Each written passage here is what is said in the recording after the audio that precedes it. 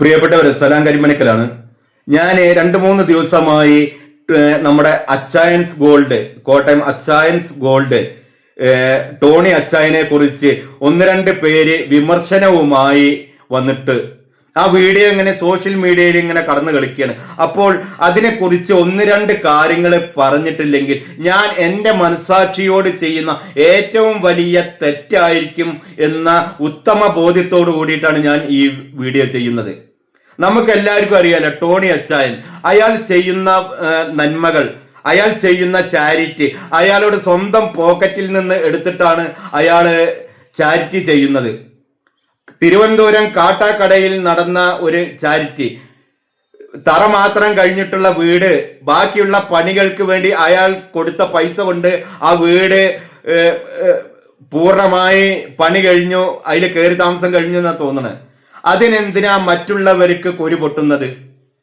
ഈ കുരു പൊട്ടുന്നവർ എന്തെങ്കിലും ഒരു വീട് പോയിട്ട് ഒരു കോഴിക്കൂടെങ്കിലും കൊടുത്തിട്ട് വേണ്ടേ അവർക്ക് കുരു പൊട്ടാൻ?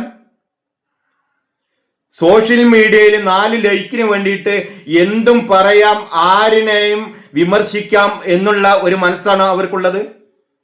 ഞാൻ പറയട്ടെ, മറ്റേ സോഷ്യൽ മീഡിയയിൽ വന്നിട്ട് എന്തും വിളിച്ചു പറയാം എന്നാണോ?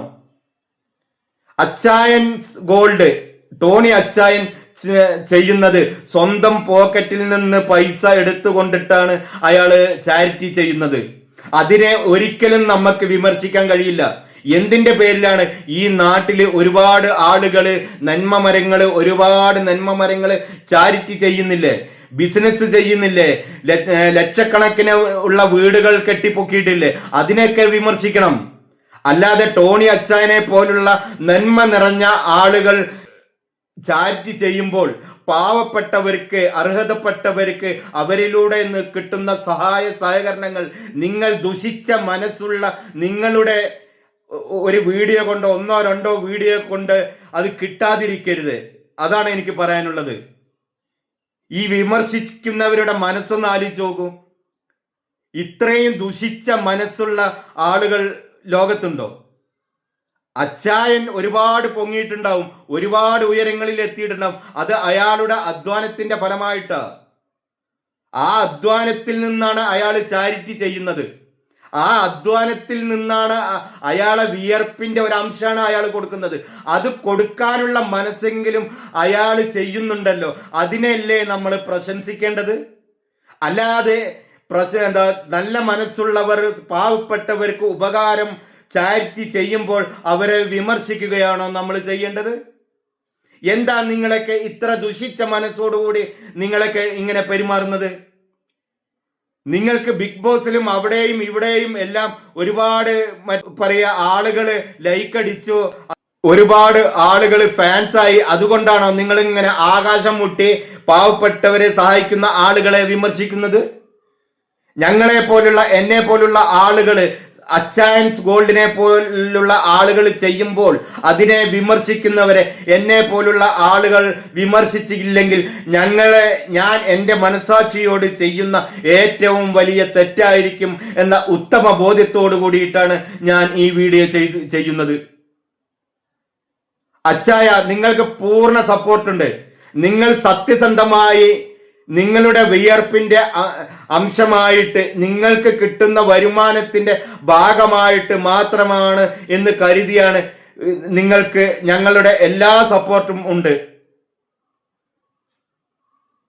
അതിൽ യാതൊരു വിട്ടുവീഴ്ചയില്ല. നിങ്ങൾ ചെയ്യുന്ന നന്മ, ആ നന്മയ്ക്ക് ഞങ്ങളുടെ എൻ്റെ പൂർണ്ണ സപ്പോർട്ടുണ്ട്. അത് നിങ്ങളുടെ വിയർപ്പിന്റെ ഒരു അംശമാണ് കൊടുക്കുന്നത്. അതുകൊണ്ട് തന്നെയാണ് ഞാൻ നിങ്ങളെ ഇത്രയും ബഹുമാനിക്കുന്നത്. നിങ്ങൾക്ക് വേണ്ടി ഞാൻ ഈ വീഡിയോ ചെയ്യുന്നത്. ഈ വീഡിയോ അച്ചായന്റെ അരികിൽ എത്തും എന്നുള്ള ഉത്തമ ബോധ്യത്തോടു കൂടി ആരെങ്കിലും ഒന്ന് എത്തിക്കണേ എന്ന് മനസ്സുകൊണ്ട് പ്രാർത്ഥിക്കുകയാണ് ഞാൻ. അതുകൊണ്ട് പ്രിയപ്പെട്ട ടോണി അച്ചായനോട് പറയാനുള്ളത്, ആരുടെയോ ഏതെങ്കിലും ആളുകളുടെയോ പരാമർശത്തില്, ആക്ഷേപത്തില്, അധിക്ഷേപത്തില് വീഴാതെ താങ്കൾ ധൈര്യത്തോടു കൂടി, ഒരു സമൂഹം താങ്കളുടെ പിന്നാലെയുണ്ട്, ആ ധൈര്യത്തോടു കൂടി നല്ല പാവപ്പെട്ട ആളുകളെ, സമൂഹത്തിൽ താഴെത്തട്ടിൽ കിടക്കുന്ന ആളുകളെ തിരഞ്ഞെടുത്തുകൊണ്ട് അവർക്ക് നല്ല രീതിയിൽ നിങ്ങളുടെ വിയർപ്പിന്റെ ഒരു അംശം കൊടുക്കുന്നതിൽ ഞങ്ങൾ പൂർണ്ണ പിന്തുണ നൽകുന്നു എന്നാണ് ഇതിലൂടെ എനിക്ക് പറയാനുള്ളത്. നിങ്ങൾ ഒറ്റയ്ക്കല്ല, നിങ്ങൾക്ക് പൂർണ്ണ പിന്തുണ നൽകുന്നു. അവരെ പോലുള്ള സോഷ്യൽ മീഡിയയിൽ ലൈക്ക് കിട്ടാൻ വേണ്ടി എന്തും വിളിച്ചു കൂവുന്ന ദുഷിച്ച മനസ്സുള്ളവര് എന്തെങ്കിലും പറഞ്ഞോട്ടെ അച്ചായ. അതുകൊണ്ട് എൻ്റെ പ്രിയപ്പെട്ട അച്ചായൻ ഈ ചാരിറ്റിയുമായി മുന്നോട്ട് പോകണം.